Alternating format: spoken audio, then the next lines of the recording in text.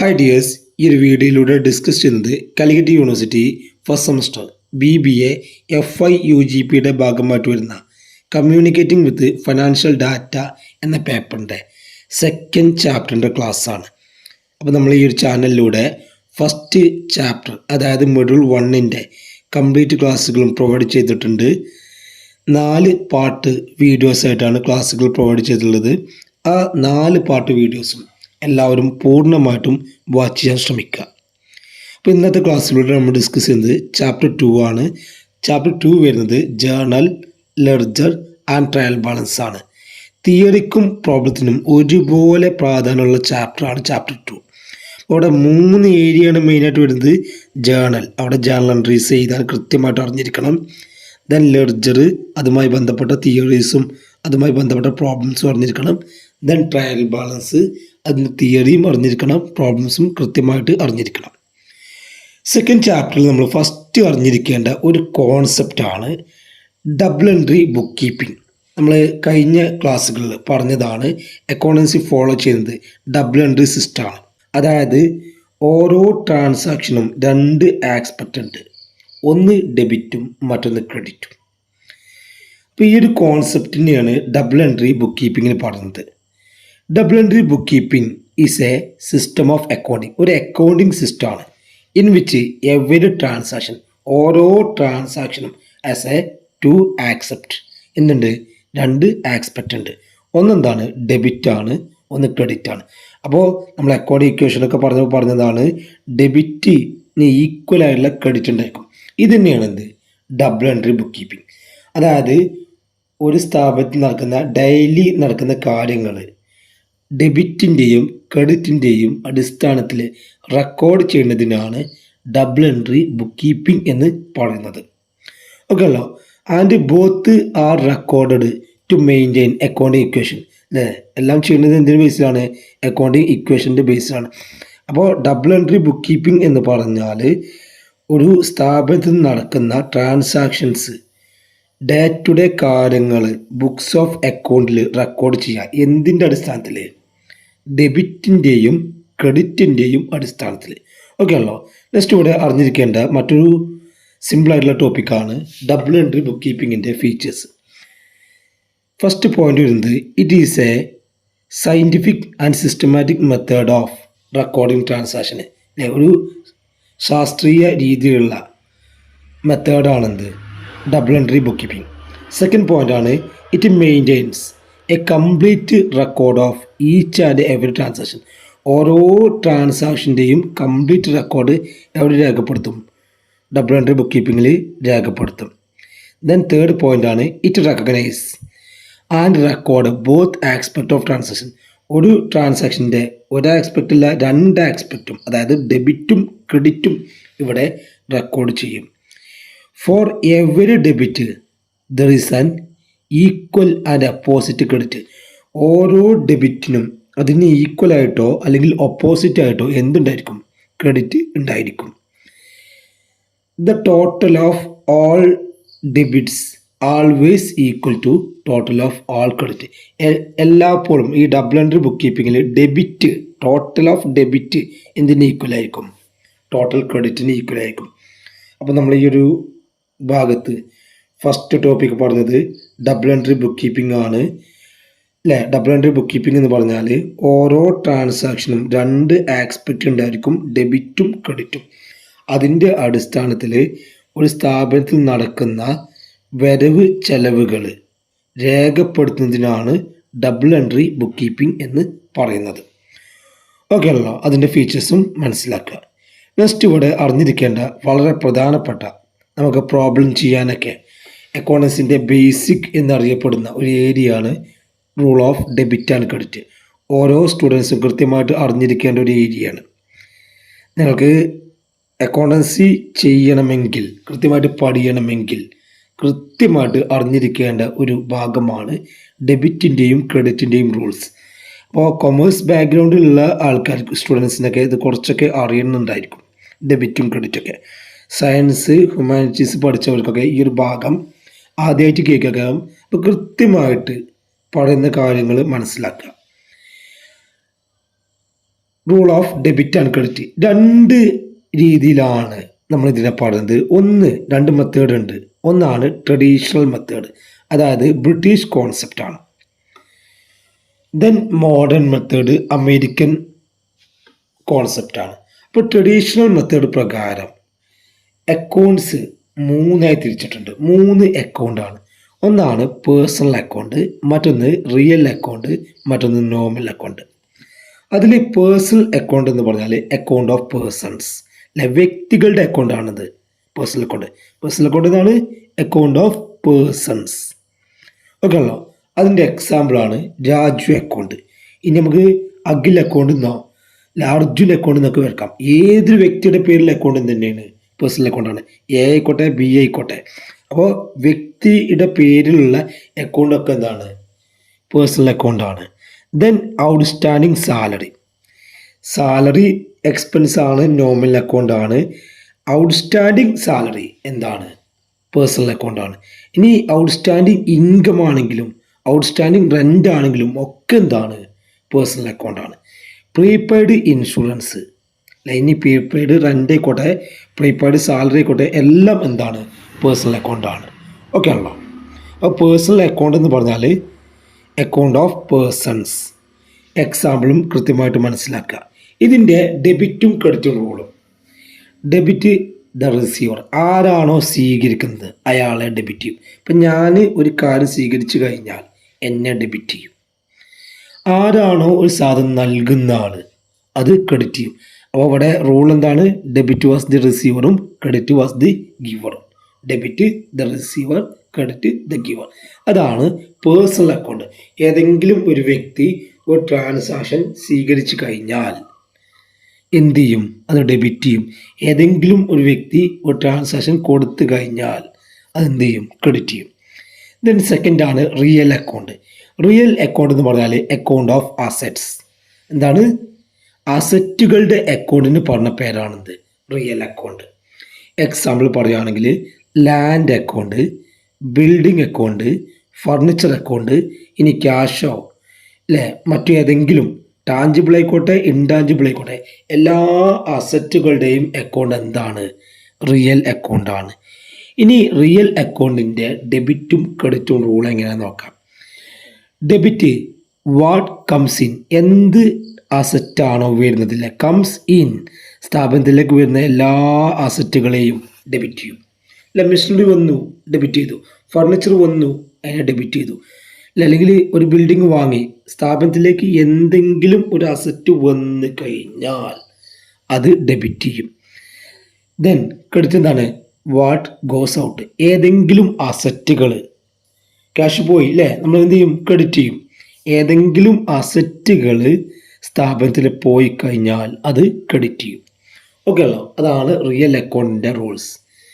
Then normal account, accounts of expense and income ആണ്. Normal account പറയുന്നതാണ് എക്സ്പെൻസിൻ്റെയും ഇൻകത്തിൻ്റെയും അക്കൗണ്ടാണെന്ത്? നോർമൽ അക്കൗണ്ട് അല്ലെ. സാലറി അക്കൗണ്ട് എന്താണ്? നോർമൽ അക്കൗണ്ടാണ്. ഔട്ട്സ്റ്റാൻഡിങ് സാലറി പേഴ്സണൽ അക്കൗണ്ട് നമ്മൾ പറഞ്ഞു കേട്ടോ, വെറും സാലറി ആണ് expense. Then rent account, interest account, ഇതൊക്കെ എന്താണ്? നോമിനൽ അക്കൗണ്ടാണ്. അപ്പോൾ ഇൻകത്തിൻ്റെയും എക്സ്പെൻസിൻ്റെയും അക്കൗണ്ടിനെ പറഞ്ഞ പേരാണെന്ത്? Nominal account. ഇതിൻ്റെ ഡെബിറ്റും ക്രെഡിറ്റും റൂൾ നോക്കാം. Debit all expenses and loss, എല്ലാ എക്സ്പെൻസുകളും സാലറി ഡെബിറ്റ് ചെയ്യും, റെൻറ്റ് ഡെബിറ്റ് ചെയ്യും അല്ലേ, എല്ലാ എക്സ്പെൻസും ലോസുകളും ഡെബിറ്റ് ചെയ്യും. Then credit all incomes and gain, എല്ലാ വരുമാനം ഇൻകംസും അതുപോലെ തന്നെ ഗെയിൻസും ഉണ്ടെങ്കിൽ അതെന്ത് ചെയ്യും? ക്രെഡിറ്റ് ചെയ്യും. അപ്പോൾ നമ്മളിവിടെ പറഞ്ഞത് ട്രഡീഷണൽ അപ്രോച്ച് പ്രകാരം 3 അക്കൗണ്ടാണ്. പേഴ്സണൽ അക്കൗണ്ട് എന്ന് പറഞ്ഞാൽ അക്കൗണ്ട് ഓഫ് പേഴ്സൺ ആണ്. അവിടെ ഡെബിറ്റ് ദി റിസീവറും ക്രെഡിറ്റ് ദി ഗിവറും ആണ്. സെക്കൻഡ് പറഞ്ഞത് റിയൽ അക്കൗണ്ട് ആണ്. അവിടെ അസറ്റുകളുടെ അക്കൗണ്ട് ആണ്. ഡെബിറ്റ് വാട്ട് കംസ് ഇന്നും ക്രെഡിറ്റ് വാട്ട് ഗോസ് ഔട്ടും ആണ്. ദെൻ നോർമൽ അക്കൗണ്ട് ആണ്. എന്തിൻ്റെ അക്കൗണ്ടാണ്? എക്സ്പെൻസിൻ്റെയും ഇൻകത്തിൻ്റെയും അക്കൗണ്ടാണെന്ത്? Normal account. Debit all expense and losses ആണ്. Credit all incomes and gains ആണ്. ഓക്കെ അല്ല കൃത്യമായിട്ട്. ഇനി സെക്കൻഡ് റൂളാണ് മോഡേൺ അപ്രോച്ച്. ഇത് കുറച്ചും കൂടി സിമ്പിളാണ്. ഇത് വെച്ചിട്ട് നമുക്ക് ജേണലൊക്കെ എഴുതുമ്പോൾ വളരെ എളുപ്പത്തിൽ ഏത് റൂൾ വെച്ചാലും നമുക്ക് എന്ത് ചെയ്യും, ജേണൽ എൻട്രീസും നമ്മൾ പറയുന്ന നമ്മുടെ അക്കൗണ്ടൻസിലെ എല്ലാ കാര്യങ്ങളും പഠിക്കും. അപ്പോൾ ട്രഡീഷണൽ റൂളും ഉപയോഗിക്കുക, മോഡേൺ റൂളും ഉപയോഗിക്കുക. മോഡേൺ റൂൾ കുറച്ചും കൂടി എളുപ്പമാണ്. ഓക്കെ അല്ലോ. അമേരിക്കൻ അപ്രോച്ചാണ് അല്ലെങ്കിൽ മോഡേൺ അപ്രോച്ച്. ഇതിൽ പറയുന്നത് അസറ്റ്, എക്സ്പെൻസ്, ലോസ് ഇൻക്രീസ് ചെയ്ത് കഴിഞ്ഞാൽ ഡെബിറ്റാണ്. ഏതെങ്കിലും അസറ്റ് കൂടിക്കഴിഞ്ഞാൽ, മെഷീനറിയോ അല്ലെങ്കിൽ ഫർണിച്ചറോ, അതുപോലെ തന്നെ ഏതെങ്കിലും എക്സ്പെൻസ് കൂടിക്കഴിഞ്ഞാൽ അല്ലെങ്കിൽ ഏതെങ്കിലും ലോസ് കൂടിക്കഴിഞ്ഞാൽ, അപ്പോൾ അസറ്റ് ഇൻക്രീസ് ചെയ്ത് കഴിഞ്ഞാൽ ഡെബിറ്റാണ്, എക്സ്പെൻസ് ഇൻക്രീസ് ചെയ്ത് കഴിഞ്ഞാൽ ഡെബിറ്റാണ്, ലോസും ഇൻക്രീസ് ചെയ്ത് കഴിഞ്ഞാൽ ഡെബിറ്റാണ്. ഇനി ഇതൊക്കെ കുറഞ്ഞു കഴിഞ്ഞാൽ ക്രെഡിറ്റുമാണ്. വളരെ സിമ്പിളാണ്.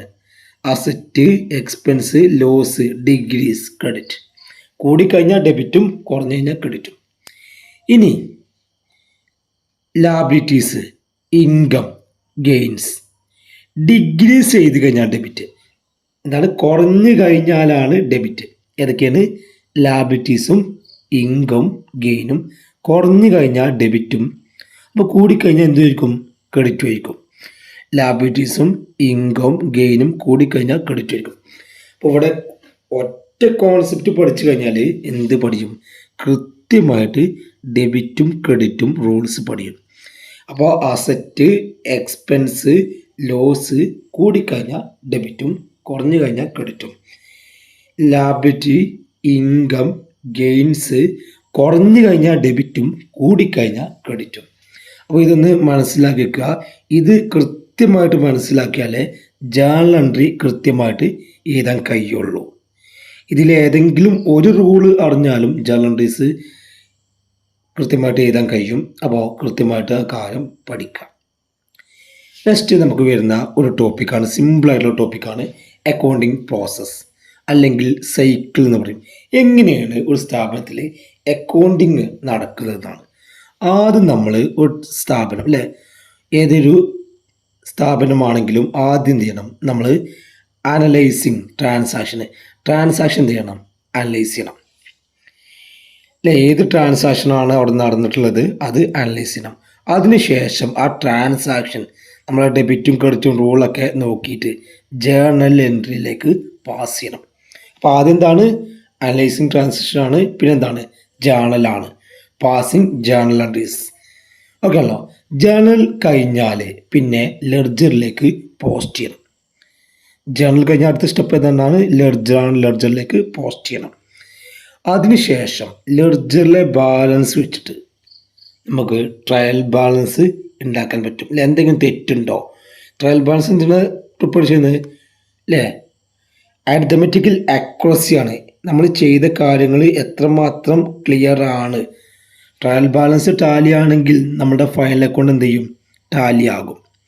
പിന്നെ അപ്പോൾ ഫസ്റ്റ് ട്രാൻസാക്ഷൻ അനലൈസ് ചെയ്യുക, then journal, then ledger, then trial balance, final account. Final account എന്ന് പറഞ്ഞാൽ 3 അക്കൗണ്ടാണ് വരിക. ഒന്ന് ട്രേഡിംഗ് അക്കൗണ്ടാണ്, സെക്കൻഡ് പ്രോഫിറ്റ് ആൻഡ് ലോസ് അക്കൗണ്ടാണ്, തേർഡ് ബാലൻസ് ഷീറ്റാണ്. നമ്മുടെ ഈ ഒരു പേപ്പറിൽ എസ് വരാൻ ഏറ്റവും കൂടുതൽ സാധ്യതയുള്ള ഒരു ചോദ്യമാണെന്ത്? ഫൈനൽ അക്കൗണ്ടുമായി ബന്ധപ്പെട്ട പ്രോബ്ലം. നമ്മൾ ഈ ഒരു ക്ലാസ്സിലൂടെ, അടുത്ത ക്ലാസ്സിലൂടെ അതിൻ്റെ വീഡിയോ ചെയ്യും. അപ്പോൾ എല്ലാവരും ചാനലൊക്കെ സബ്സ്ക്രൈബ് ചെയ്ത് വെക്കുക. അപ്പോൾ അക്കൗണ്ടിങ് പ്രോസസ്സ് കൃത്യമായിട്ട് മനസ്സിലായെന്ന് വിചാരിക്കുന്നു. നെക്സ്റ്റ് നമുക്ക് ഇതിൽ ഓരോ കാര്യങ്ങളാണ് ഇനി പഠിക്കാനുള്ളത് അല്ലേ. ജേണൽ പഠിക്കണം, ലെഡ്ജർ പഠിക്കണം, ട്രയൽ ബാലൻസ് പഠിക്കണം, ഫൈനൽ അക്കൗണ്ട് പഠിക്കണം. അപ്പോൾ ഫസ്റ്റ് ജേണൽ. ജേണൽ എന്ന് പറഞ്ഞാൽ ഒരു ബിസിനസ്സിൽ ഡെയിലി നടക്കുന്ന ട്രാൻസാക്ഷനെ ക്രോണോളജിക്കൽ ഓർഡറിൽ റെക്കോർഡ് ചെയ്യുന്നതിനാണ് ജേണൽ എന്ന് പറയുന്നത്. Journal is the daily record of business transaction in A chronological order. ഒരു ബിസിനസ്സിൽ നടക്കുന്ന ഡെയിലി ട്രാൻസാക്ഷൻസ് ഉണ്ടല്ലോ, അത് ക്രോണോളജിക്കൽ ഓർഡറിൽ, അതായത് അല്ലേ, ഫസ്റ്റ് നടക്കുന്ന ട്രാൻസാക്ഷൻ ഫസ്റ്റ്, പിന്നീട് നടക്കുന്ന ട്രാൻസാക്ഷൻ പിന്നീട്, അങ്ങനെ ഓർഡറായിട്ട് റെക്കോർഡ് ചെയ്യുക. ഇപ്പോൾ ജനുവരി എടുക്കുകയാണെങ്കിൽ ജനുവരി 1-ാം തീയതി ഒരു ട്രാൻസാക്ഷൻ നടന്നു. അത് ആദ്യം റെക്കോർഡ് ചെയ്യുക. ദെൻ ജനുവരി 2, 3, പിന്നീട് 6-ാം തീയതി ആണെങ്കിൽ ആ 6-ാം തീയതിത്തെ ട്രാൻസാക്ഷൻ. അങ്ങനെ ഓർഡറിൻ്റെ ബേസിൽ ട്രാൻസാക്ഷന് ബുക്സ് ഓഫ് അക്കൗണ്ടിൽ ആദ്യം റെക്കോർഡ് ചെയ്യുന്നതിനാണ് നമ്മൾ എന്ത് പറയുന്നത്, ജേണൽ എന്ന് പറയുന്നത്. It is a book of original entry. ജേണലിന് പറഞ്ഞ പേരാണ്. അതെന്താണ്? ഒറിജിനൽ എൻട്രി ആണ്. ബുക്ക് ഓഫ് ഒറിജിനൽ എൻട്രി ആണ്, അല്ലെങ്കിൽ പ്രൈം എൻട്രി എന്ന് പറയും. അത് പറയാനുള്ള കാരണം because transaction are first record in journal. നമ്മൾ ഒരു അക്കൗണ്ടിങ്ങിൽ ആദ്യമായിട്ട് ഒരു ട്രാൻസാക്ഷൻ റെക്കോർഡ് ചെയ്തിരിക്കുന്നത് എവിടെയാണ്? ജേണലിലാണ്. അതുകൊണ്ടാണ് അതിനെ ഒറിജിനൽ എൻട്രി അല്ലെങ്കിൽ പ്രൈം എൻട്രി എന്ന് പറയുന്നത്. ഇനി ഷോർട്ടായിട്ട് പറയുകയാണെങ്കിൽ വളരെ സിമ്പിളായിട്ടുള്ള മീനിങ് ആണ്, journal is A primary record of business transaction. ഒരു പ്രൈമറി റെക്കോർഡാണ്.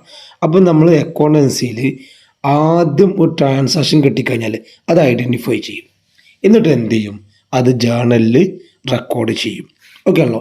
ഇനി ജേണലുമായി ബന്ധപ്പെട്ട് നമ്മൾ അറിഞ്ഞിരിക്കേണ്ട 2 മേജർ ടേമുകളാണ്. ഒന്നാണ് ജേർണലൈസിങ്. ജേർണലൈസിങ് എന്ന് പറഞ്ഞാൽ the process of recording transaction in the journal is known as ജേർണലൈസിങ്.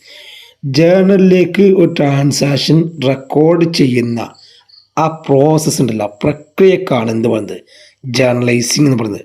നമ്മൾ ആ ചെയ്യുന്നത് നമ്മൾ ജേർണൽ എൻട്രി എന്നൊക്കെ പറയും അല്ലേ. നമ്മൾ റെക്കോർഡ് ചെയ്ത് വെച്ചാൽ അത് ജേർണൽ എൻട്രി എന്ന് പറയും. ആ ചെയ്യുന്ന പ്രക്രിയക്കാണ് എന്ത് പറയുന്നത്, ജേർണലൈസിങ് എന്ന് പറയുന്നത്.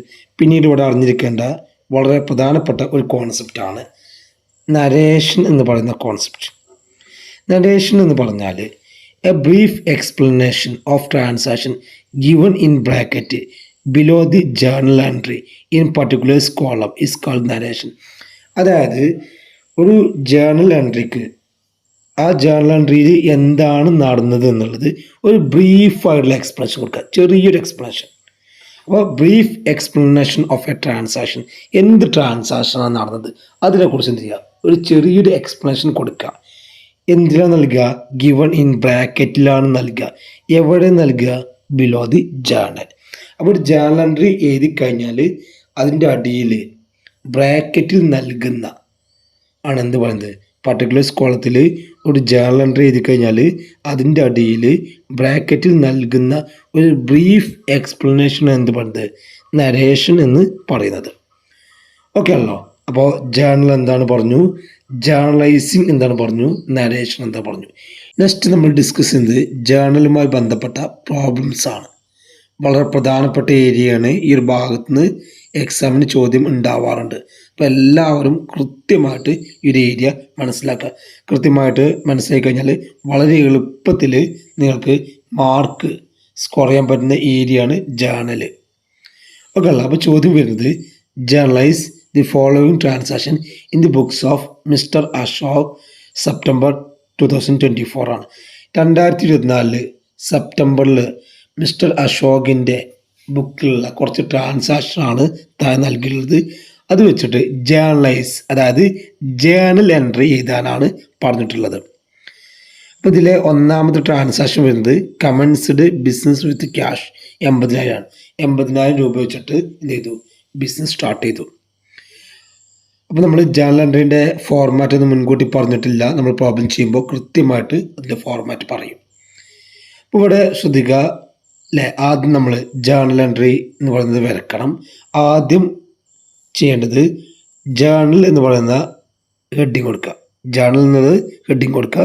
അവിടെ വേണമെങ്കിൽ ഇങ്ങനെ കൊടുക്കാം, journal in the books of mister Ashok. അതാണ് വളരെ കൃത്യമായിട്ടുള്ള ഹെഡിങ്.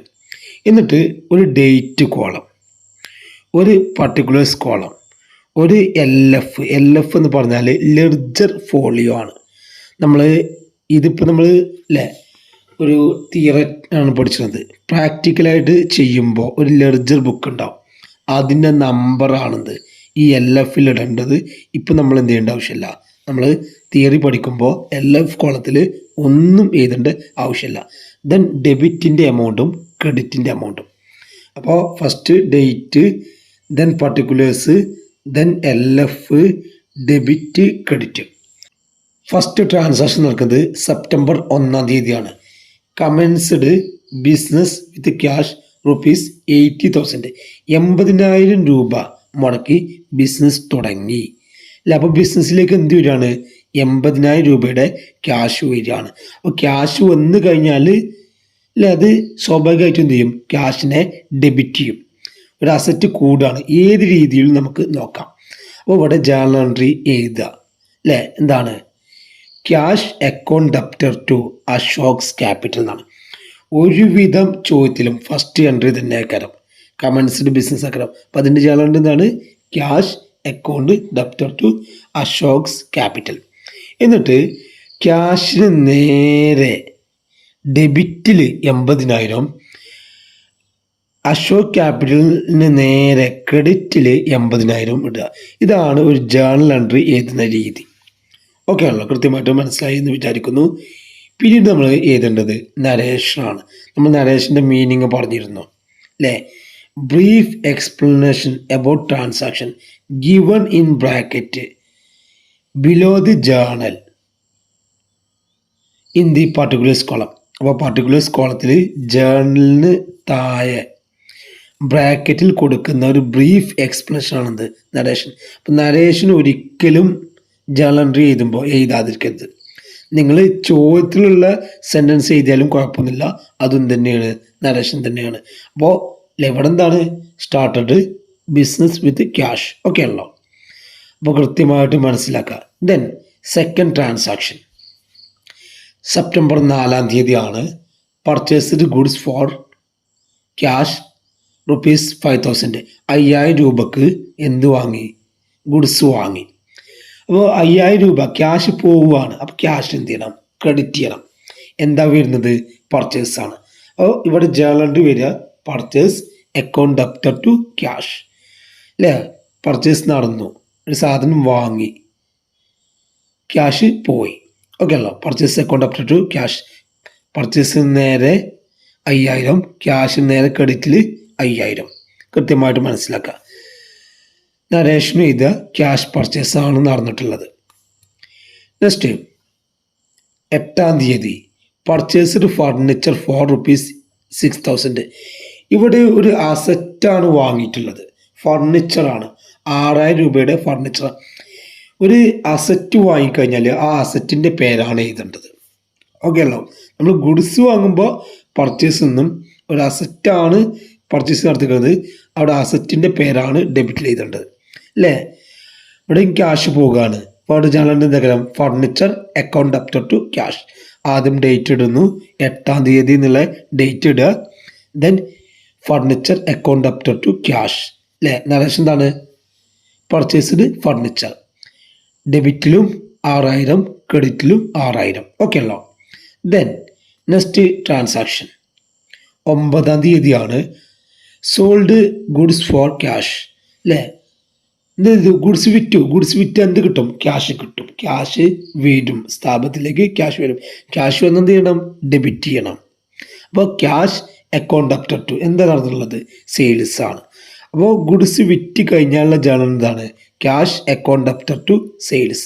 ജേർണൽ എൻട്രി ചെയ്ത് ഡേറ്റ് ഇടുക. Journal entry cash account debtor to sales. Cash sales ആണ്. 4,000 ക്യാഷിലും 4,000 സെയിൽസ് ക്രെഡിറ്റിലും റെക്കോർഡ് ചെയ്യാം. ദെൻ നെക്സ്റ്റ് 15 അല്ലേ.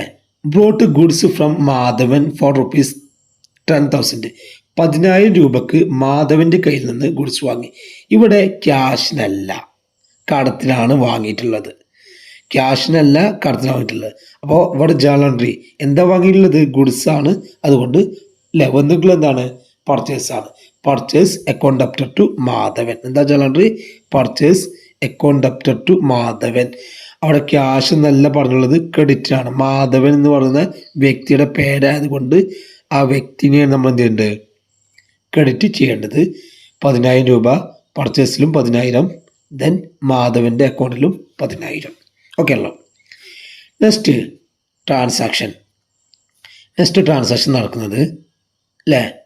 Sold goods to Shyam for cash. ഷ്യാമിന് 2,000 രൂപക്ക് ഗുഡ്സ് വിറ്റുന്നതാണ്. ഇവിടെ ഷ്യാം എന്നുള്ളതിന് യാതൊരു പ്രശംസയില്ല. എന്തിനാണ് വിറ്റിക്കുന്നത്? ക്യാഷിനാണ് വിറ്റിക്കുന്നത്. ക്യാഷിന് വിറ്റ് കഴിഞ്ഞാൽ ക്യാഷ് വന്നു, സെയിൽസ് നടന്നു. എന്ന് വെച്ചാൽ ഇതാ cash account debtor to sales. Okay അല്ലോ. അപ്പോൾ വെച്ചാൽ cash account debtor to sales 2000. കാര്യങ്ങൾ കൃത്യമായിട്ട് മനസ്സിലാകുമെന്ന് വിചാരിക്കുന്നു. നെക്സ്റ്റ് അടുത്ത ട്രാൻസാക്ഷൻ നടക്കുന്നത് അല്ലേ 20-ാം തീയതിയാണ്. അതും ഡേറ്റ് ഇടുക. എന്താണ്? Sold goods to Anil. അനിലിനാണ് വിറ്റിക്കുന്നത്. അവിടെ ക്രെഡിറ്റിനാണ് വിറ്റിട്ടുള്ളത്. അപ്പോൾ അവിടെ എന്താണ് ജേണൽ ചേർക്കുക? അനിൽ ആണ് വരുന്നത്. അനിൽ അക്കൗണ്ട് അപ്റ്റർ ടു എന്താണ്? Sales. Anil account debtor to sales ആണ്. ആദ്യം ഡേറ്റ് ഇടുന്നു. Anil account debtor to sales. Goods എന്തിനാണ് വിൽക്കുന്നത്? കടത്തിനാണ്. കടത്തിന് വിൽക്കുമ്പോൾ ആ വ്യക്തിയാണ് വരിക എന്നുള്ള കാര്യം കൃത്യമായിട്ട് മനസ്സിലാക്കാം. Then next paid Madhavan cash. മാധവന് 5000 രൂപ ക്യാഷ് കൊടുത്തു. ക്യാഷ് പോവുകയാണ് അല്ലേ. Madhavan account debtor to cash. ആദ്യം ഡേറ്റ് ഇടുക 22-ാം തീയതി അല്ലേ. 22-ാം തീയതി ഡേറ്റ് ഇട്ടുന്നു. Madhavan account debtor to cash. എത്രയാണ്? 5000 ഡെബിറ്റിലും 5000 ക്രെഡിറ്റിലും. ഓക്കെ ആണല്ലോ. നെക്സ്റ്റ് ട്രാൻസാക്ഷൻ വരുന്നത് അല്ലേ പെയ്ഡ് ഫോർ സ്റ്റേഷനറി 200 രൂപ. 200 രൂപക്ക് അല്ലേ സ്റ്റേഷനറി വാങ്ങിയതാണ്. ക്യാഷ് പോകുകയാണ്. എന്ത് തന്നെ വാങ്ങിയാലും എന്ത് ചെയ്യാണ്? ക്യാഷ് പോകുകയാണ്. അപ്പോൾ ഇവിടെ stationery account debtor to cash. എന്താണ്? Stationery account debtor to cash. 200 ഡെബിറ്റിലും 200 ക്രെഡിറ്റിലും. നല്ല എന്താ? Paid stationery. Then next transaction receive cash. Cash വരികയാണ് ഫ്രം അനിൽ. അനിലിൻ്റെ കയ്യിൽ നിന്ന് ക്യാഷ് വരികയാണ് അല്ലെ. അനിലിൽ നമ്മൾ 3000 രൂപ ക്രെഡിറ്റ് വിറ്റിരുന്നു. ആ പൈസ കിട്ടുകയാണ് അല്ലേ. ഇവിടെ ഈ ട്രാൻസാക്ഷനിൽ 20-ാമത്തെ ട്രാൻസാക്ഷനിൽ 3000 രൂപയുടെ ക്യാഷ് ക്രെഡിറ്റിന് അനിലിന് വിറ്റിരുന്നു. അതെന്ത് ചെയ്യാണ്? നമുക്ക് കിട്ടുകയാണ്. ആ 3000 രൂപ നമുക്ക് ലഭിക്കുകയാണ്. അപ്പോൾ എന്താണ് ഇവിടെ ജേണൽ ചെയ്താൽ ക്യാഷ് ലഭിക്കുമ്പോൾ cash account debtor to Anil 3000 എന്ന് റെക്കോർഡ് ചെയ്യാം. ഓക്കെ അല്ല. നെക്സ്റ്റ് ആണ് റിസീവ്ഡ് കമ്മീഷൻ. കമ്മീഷൻ കിട്ടി. കമ്മീഷൻ കിട്ടുമ്പോൾ അവിടെ ക്യാഷാണ് നമ്മുടെ സ്ഥാപനത്തിലേക്ക് വരുന്നത്. അപ്പോൾ എന്താ ചെയ്യണ്ടേ? ആദ്യം ഡേറ്റ് 25 ഇടുന്നു അല്ലേ. Cash account debtor to commission. Okay ആണല്ലോ.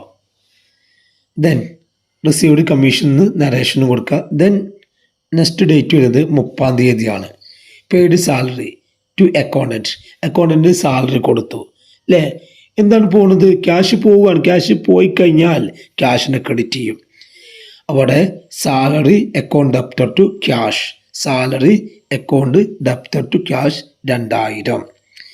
ലാസ്റ്റ് ജേണൽ എൻട്രി ആണ് paid rent to landlord. ലാൻഡ് ലോഡിന് എന്ത് ചെയ്തു?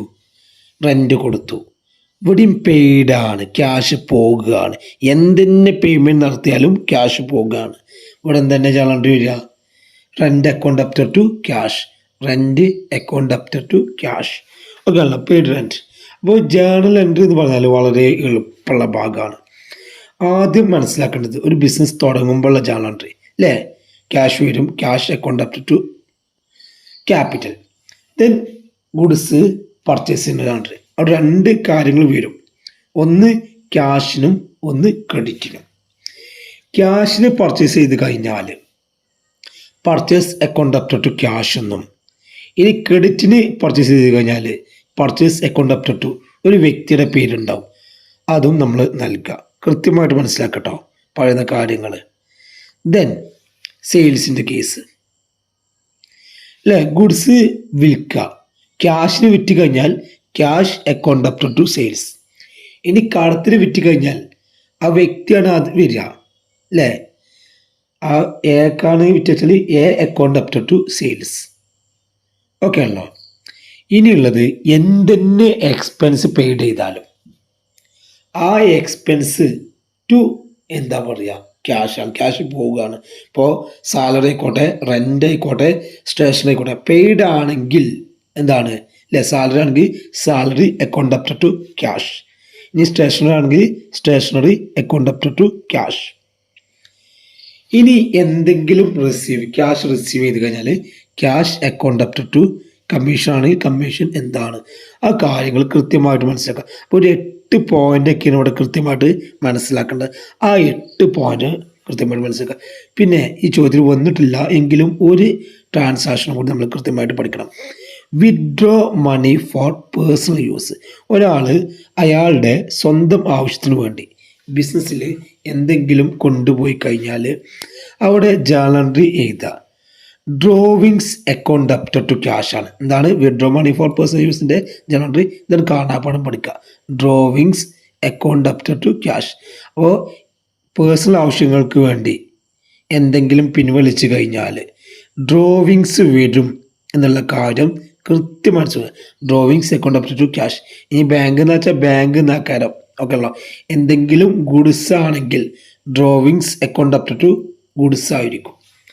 ആ ഒരു കാര്യം കൂടി കൃത്യമായിട്ട് മനസ്സിലാക്കുക. അപ്പോൾ ഒരു 8 രീതികൾ പറഞ്ഞു, അതിൻ്റെ ഒപ്പം ഒരു ഡ്രോവിങ്സും കൂടി കൃത്യമായിട്ട്. ഇനി നമുക്ക് കഴിഞ്ഞ വർഷം യൂണിവേഴ്സിറ്റി എക്സാമിന് ഈ ഒരു ഭാഗത്ത് നിന്ന് ഒരു ചോദ്യം വന്നിട്ടുണ്ട്. ക്വസ്റ്റ്യൻ നമ്പർ 16 ആണ്. Journalise the following transaction in the books of miss Nisha. നിഷയുടെ അക്കൗണ്ടിലെ കുറച്ച് ട്രാൻസാക്ഷനാണ് നൽകിയിട്ടുള്ളത്, ബുക്സിലെ കുറച്ച് ട്രാൻസാക്ഷൻ നൽകിയിട്ടുള്ളത്. ഇത് വെച്ചിട്ട് എന്ത് ചെയ്യുക, ജേർണൽ എൻട്രി എഴുതുക. 6 മാർക്കിൻ്റെ ക്വസ്റ്റ്യൻ ആണ് വന്നിട്ടുള്ളത്. വളരെ കൃത്യമായിട്ട് മനസ്സിലാക്കാം. അപ്പോൾ ഇവിടെ ഫസ്റ്റ് ട്രാൻസാക്ഷൻ എ വരുന്നത് 2023 ജൂൺ 1-ാം തീയതിയാണ്. 2023 ജൂൺ 1-ാം തീയതിയാണ്. Commenced business with cash ₹60,000. Journal എന്താക്കാം, cash account up to Nisha's capital. പെട്ടെന്ന് ജേർണൽ എൻട്രി ചെയ്ത അതിന് നരേഷൻ ചെയ്ത വളരെ എളുപ്പമാണ്. Cash account to capital account. ഇവിടെ നിഷാൻ്റെ പേരും കൂടിയും എഴുതുന്നത് നല്ലതാണ്. അപ്പോൾ നമ്മളിവിടെ journal entry in the books of mister Nisha, date, particulars, LF, debit, credit നമ്മൾ ഓൾറെഡി പറഞ്ഞതാണ്. ഓക്കെ അല്ലോ. ഇനി സെക്കൻഡ് എൻട്രി എന്താണ്, ജൂൺ 4-ാം തീയതി പർച്ചേസ്ഡ് ഗുഡ്സ് ഫോർ ക്യാഷ് അല്ലേ. ക്യാഷിന് ഗുഡ്സ് പർച്ചേസ് ചെയ്തു എന്ന് ജേർണൽ എന്താണ്, purchase account up to cash. എന്താണ് purchase account up to cash. 9,000 രൂപ 2 കോളത്തിലും നൽകുക. ഓക്കെ ആണല്ലോ. ദെൻ നെക്സ്റ്റ് ട്രാൻസാക്ഷൻ 8-ാം തീയതി പർച്ചേസ് ഫർണിച്ചർ. അവിടെ അസറ്റാണ് വാങ്ങുന്നത്. അവിടെ എന്താണ്, furniture account up to cash 7,000 രൂപ. Furniture account up to cash. Narration എഴുതാൻ മറക്കരുത്. 7,000 രൂപ. ഓക്കെ അല്ലോ. 7,000 രൂപ റെക്കോർഡ് ചെയ്തത് കൃത്യമായിട്ട് മനസ്സിലാക്കുക. 7,000 രൂപ. നെക്സ്റ്റ് ട്രാൻസാക്ഷൻ വരുന്നത് അല്ലേ, സോൾഡ് ഗുഡ്സ് ഫോർ 8,000. 8,000 രൂപക്ക് ഗുഡ്സ് വിറ്റു. ഗുഡ്സ് വിറ്റ് എന്ത് കിട്ടും, ക്യാഷ് കിട്ടും അല്ലേ. Cash account up to sales. എന്താ ചാനൽ എന്താ എഴുതിയാൽ cash account up to sales. കൃത്യമായിട്ട് മനസ്സിലാക്കുക. ഡേറ്റ് ഇടണം. ഞാൻ ഓരോ കാര്യങ്ങളും എല്ലായിടത്തും പറയുന്നില്ല. ഡേറ്റ് ഇടണം, നരേഷൻ എഴുതണം. ഓക്കെ ആണല്ലോ. ഡെബിറ്റും ക്രെഡിറ്റും കൃത്യമായിരിക്കണം. ഡെബിറ്റിന് നേരെ തന്നെ ആയിരിക്കണം ഡെബിറ്റിൻ്റെ എമൗണ്ട്, ക്രെഡിറ്റിന് നേരെ തന്നെ ആയിരിക്കണം ക്രെഡിറ്റിലെ എമൗണ്ട്. ആ കാര്യങ്ങളൊക്കെ ഓരോ കാര്യം പറയുമ്പോഴും പറയുന്നില്ല. നെക്സ്റ്റ് അടുത്തത് അല്ലേ, എന്താണ്, ബ്രോട്ട് ഗുഡ്സ് ഫ്രം മെൽബി. മെൽബിൻ്റെ കയ്യിൽ നിന്ന് ഗുഡ്സ് വാങ്ങി. അപ്പോൾ ഒരു വ്യക്തിയുടെ പേരാണ്, കടത്തിനാണ് ഗുഡ്സ് വാങ്ങിയിട്ടുള്ളത്. അപ്പോൾ ഇവിടെ ജേർണൽ എന്ത് വരിക, പർച്ചേസ് അക്കൗണ്ട് അപ് ടു മെൽബി. എന്താണ് പർച്ചേസ് അക്കൗണ്ട് അപ് ടു മെൽബി. നരേഷൻ എഴുതുക. 20,000 രൂപക്കാണ്. ഓക്കെ ആണല്ലോ. നെക്സ്റ്റ് ട്രാൻസാക്ഷൻ വരുന്നത് എന്താണ്, sold goods to Sindhu for cash. സിന്ധുവിനെ വിറ്റിക്കുന്നത് പക്ഷെ എന്തിനാണ്, ക്യാഷിനാണ്. അപ്പോൾ ഇവിടെ സിന്ധു എന്നുള്ള പേരിന് യാതൊരു പ്രസക്തിയില്ല. എന്തുകൊണ്ടാണ്, നമ്മൾ ക്യാഷിനാണ് ഗുഡ്സ് വിറ്റിക്കുന്നത്. ഓക്കെ അല്ലോ, കടത്തിനല്ല. അപ്പോൾ അവിടെ cash account up to sales. Journal എന്താ വരിക, cash account up to sales 7,000. Cash account up to sales 7,000. Okay, കൃത്യമായിട്ട് മനസ്സിലാക്കുക. നെക്സ്റ്റ് ജൂൺ 20-ാം തീയതി അല്ലേ, എന്താണ്, സോൾഡ് ഗുഡ്സ് ടു അനഘക്ക് എന്ത് ചെയ്തു? ഗുഡ്സ് വിറ്റു. അവിടെ ക്രെഡിറ്റിനാണ്, ക്യാഷ് എന്ന് പറയണേ ഇല്ല, ക്രെഡിറ്റിനാണ്. ക്യാഷ് എന്ന് പറഞ്ഞിട്ടില്ലെങ്കിൽ എന്തായിരിക്കും? ക്രെഡിറ്റ് ആയിരിക്കും. അപ്പോൾ ഇവിടെ എന്താണ്? Anagha account debtor to sales ആണ് ജേണൽ എൻട്രി വരിക. എന്താണ് വരിക? Anagha account debtor to sales. എത്രയാണ്? 9,000 രൂപ റെക്കോർഡ് ചെയ്തു. ഓക്കെ, കൃത്യമായിട്ട് മനസ്സിലാക്കുക. നെക്സ്റ്റ് അടുത്ത ട്രാൻസാക്ഷന് എന്താണ്? പേയ്മെൻ്റ് ആണ് അല്ലേ? Paid Melby cash. മെൽബിക്ക് 5,000 രൂപ. നമ്മളുടെ ഒരു ക്രെഡിറ്റ് ആണ് മെൽബി. അയാൾക്ക് എന്ത് ചെയ്തു? മെൽബിക്ക് എന്ത് കൊടുത്തു? 5,000 രൂപ കൊടുത്തു. അപ്പോൾ അവിടെ ജേണൽ എന്താണ്? ക്യാഷ് പോവുകയാണ്. മെൽബി അക്കൗണ്ട് ഡെപ്റ്റർ ടു ക്യാഷ്. മെൽബി account debtor to cash. Then next transaction വരുന്നത് എന്താണ്? ജൂൺ 23 എന്താണ്? Receive commission. കമ്മീഷൻ കിട്ടുകയാണ്, ക്യാഷ് കിട്ടുകയാണ്. Cash account debtor to commission 2,000. Cash account debtor to commission 2,000. Okay ആണല്ലോ. നെക്സ്റ്റ് ട്രാൻസാക്ഷൻ വരുന്നത് അല്ലേ? Receive cash from Anagha. അനഘേൻ്റെ കയ്യിൽ നിന്ന് ക്യാഷ് കിട്ടുകയാണ്. Cash account debtor to Anagha. Then paid insurance. Date ഇടുക, 26 ഡേറ്റ് ഇടുക. പെയ്ഡ് ഇൻഷുറൻസ് അല്ലെ? പേയ്മെൻ്റ് ആണ്. എന്താണ് അല്ലേ? Insurance account debtor to cash. Then last paid rent ആണ്. എന്താ വരിക? Rent account debtor to cash. കൃത്യമായിട്ട് ഓരോന്നും കൃത്യമായിട്ട് മനസ്സിലാക്കാം. ഓരോ ട്രാൻസാക്ഷനും ഒക്കെ ഉള്ള ഇൻഷുറൻസ് അക്കൗണ്ട് ഡെപ്റ്റർ ടു ക്യാഷും റെൻ്റ് അക്കൗണ്ട് ഡെപ്റ്റർ ടു ക്യാഷും.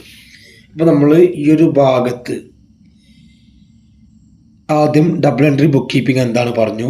ദെൻ ജേണൽ എന്താണ്? ജേണലുമായി ബന്ധപ്പെട്ട 2 പ്രോബ്ലംസ് സോൾവ് ചെയ്തു. ഒരു പ്രോബ്ലം സോൾവ് ചെയ്തു. അതിന് ശേഷം കഴിഞ്ഞ വർഷത്തെ യൂണിവേഴ്സിറ്റി എക്സാമിൻ്റെ ചോദ്യം സോൾവ് ചെയ്തു.